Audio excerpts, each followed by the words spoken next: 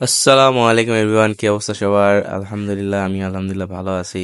তো সাকিবের একটু ঠান্ডা লেগেছে, সকালবেলা উঠে দেখতে পাচ্ছেন হাতে হেলমেট আর বাইক, আর সাকিব সাথে মানে কি ডেলিভারি বয়। কারণ সাকিবের বোনকে মানে প্রভাবকে হচ্ছে আম পাঠাতে দিতে হবে। তো সকালবেলা উঠে এখন বাস স্ট্যান্ড যাওয়া লাগবে, সেখানে যে হচ্ছে আমটা দিয়ে আম চলে যাবে হচ্ছে ঢাকাতে।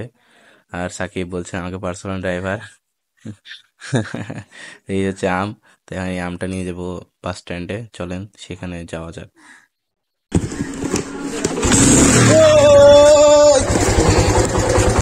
তো বাইক নিয়ে রওনা হয়ে পড়লাম বাস স্ট্যান্ডের উদ্দেশ্যে। আর পিছে সাকিব বক বক করছে। আর উত্তপ্ত যে পরিমাণ গরম রাজশাহী, সেটা তো বুঝতে পারছি। তো বাস স্ট্যান্ডে পৌঁছে গেলাম, আর সাকিব আমটা নামিয়ে নিল, নামিয়ে নিয়ে যে এখন রাখছে বাস স্ট্যান্ডের সামনে। কিছুক্ষণ পর বাস আসবে, আর বাস আজকে এমনিতেও লেট, তার উপর আমি সকালবেলা খেয়ে আসিনি নাস্তা, এত পরিমাণ খিদা লেগেছে যে বলার বাহিরে। তো আমি অপোজিটে একটি দোকান ছিল, তো সেই দোকান থেকে একটা কেক কিনে নিয়েছিলাম হালকা খিদা মেটানোর জন্য। দেখতে পাচ্ছেন মোটামুটি ধরনের একটা কেক, যেটাতে যেতে হালকা খিদা আমার মিটাবে। এরপর নির্বাচন কমিশন অফিসে গেছিলাম কিছু পার্সোনাল কাজে, আমি আর সাকিব। আর আমি থাকলে সবসময় সাকিব আমার সাথে থাকেই, এটা স্বাভাবিক বিষয়। তো সেই কাজটা কমপ্লিট করার পর ওখান থেকে রওনা হয়ে গেছিলাম। এখন উদ্দেশ্য হচ্ছে নিজের পেটের খিদা মিটানো, তো সেই জন্য সিঙ্গারা খেতে যাবো। কলিজা সিঙ্গারা হচ্ছে বোয়ালিয়া থানার ওখানে গোলাপ মামার হোটেলে। তো সেখানে কি কি বলার নাম, যে কয়টা করে সিঙ্গারা খাবো সেটাই সাকিব আমাকে বলছিল। তো এই হচ্ছে গোলাপ মামার সিঙ্গারা। সিঙ্গারা খেতে মাসাল্লাহ টেস্ট অনেকই আছে। আর সাকিব দুইটা খেয়েছে, আমি দুইটা খেয়েছি। এক্সট্রা একটা নিয়েছিলাম, ওই হাফ, আর আমি হাফ খেয়েছিলাম। তো এটা খেয়ে মোটামুটি পেটের খিদাটা মিটালাম। আর তখন প্রায় 12:30 না 12টা বাজছিল। তো খাওয়া দাওয়া কমপ্লিট। এবার দুইটা পার্সেল নিয়ে নিয়েছিলাম বাড়িতে নিয়ে যাওয়ার জন্য। তো এখন বাড়ির উদ্দেশ্যে রওনা দিতে হবে। যে টিস্যুটা ফেলে দিয়ে গেছে আর সর্দি লেগেছে, আমি বললাম ওকে ডাস্টবিনে ফেলে দিতে। বাড়িতে এসে কাজের কোনো অভাব নাই, এসে এখন আবার যেতে হবে বাগানে। কারণ পাট লাগিয়েছে বলে বাগানে বাগানে মানে মানুষজন দিয়েছে। এখন বাগান পরিষ্কার করছে, তো ওটা দেখতে যেতে হবে। এই যে চিল্লাচ্ছে। হ্যাঁ, চলো, হ্যাঁ খেপা, আমরা ওখানে যাচ্ছি, তুমি তুমি চুপ থাকো, আমি আসছি। আমরা এখন যাচ্ছি কাজ করতে। এই হেলমেট আমার পরা উচিত ছিল, আর হেলমেট পরে আছি। এবার হচ্ছে চলেন দেখে আসি। তো এটি একটি স্লোমো ভিডিও ছিল আপনাদের জন্য। আর আজকের ওয়েদারটা দেখেছেন, পুরাই একবারে হটের উপর হট, যেটা বলতে গেলে রাজশাহীর ওয়েদার খুব হট হয়ে গেছে এখন, আমি যা দেখতে পাচ্ছি। তো এই উত্তপ্ত রোদে এখন আমাদেরকে যেতে হবে হচ্ছে মাঠে কাজ করতে। আসলে কাজ করতে না, ওইখানে লেবার লাগিয়েছে, তো ওরা কি কাজ করছে সেটা একটু দেখাশোনা করে আসতে। তো দুপুর 1টা পর্যন্ত ওরা থাকবে, তো তার আগেই আমাদের ওখানে পৌঁছিয়ে তাদের কাজগুলো দেখে আবার বাড়ি চলে আসতে। আর রাজশাহীতে এখন আমের সিজন, মাশাল্লাহ আম জাম কাঁঠাল লিচু যা আছে সবগুলা ভ্যাকেশনে যেতে এসেছি, সবগুলাই খাওয়া হচ্ছে, কোনো সমস্যা হচ্ছে না। আর এটা হচ্ছে বটাই যে এসে সিটি আমলন চত্বর।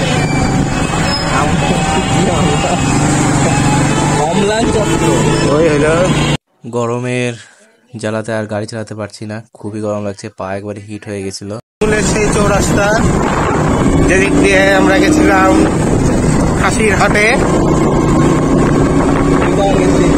অন্তপূর্বক এখন সেই হাট বন্ধ হয়ে গেছে।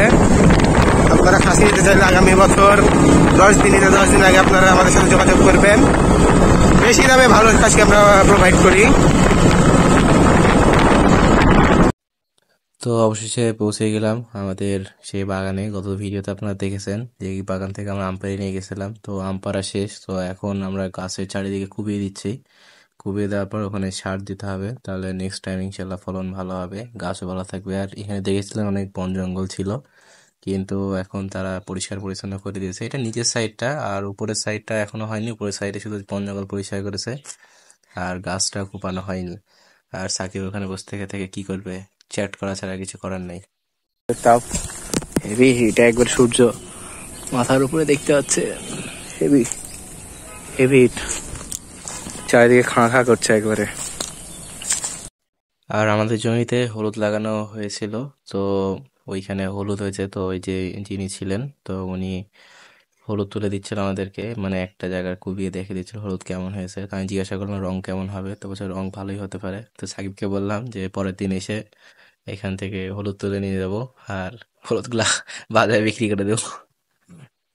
আসলে বাজারে বিক্রি করবো না, এটা বাড়িতে নিয়ে চলে আসবো। প্রায় অনেকই হলুদ লাগানো হয়েছে।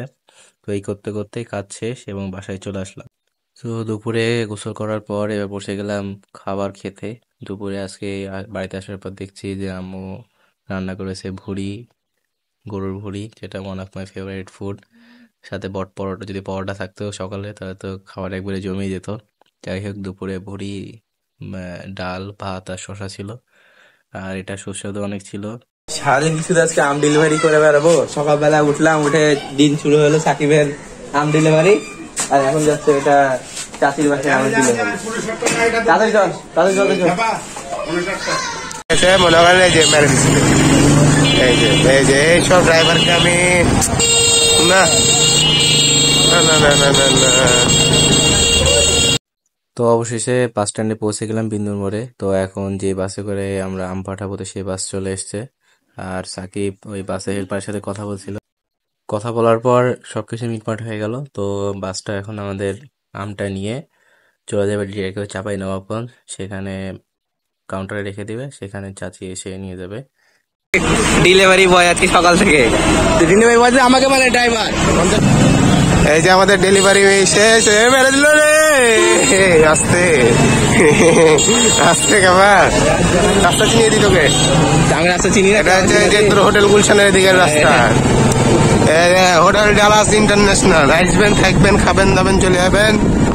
আর এটা হচ্ছে হোটেল গুলশান, সেই চিনচেনা গুলশান। আরে ঝাঁকনি পাগনি ডাব বিক্রি করতে দেয় 200 টাকা ডাব। এর শ্রদ্ধেয় না, নিউ মার্কেট। এটা হচ্ছে নিউ মার্কেট। কোন দিকে, এদিক দিয়ে যাওয়া, কোন দিক দিয়ে যাচ্ছিস বলতো?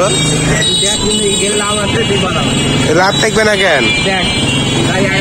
হর্ন দে, এমনি গাড়ি তোকে সাইড দিবে। রাজশাহী শহরে যদি তোকে আমি গাড়ি চালাতেও না শিখাই ঠিক মতো। রাফি, গাড়িটা রাফি, ডাক্তার রাফি 4বার ফেল কেটেছে।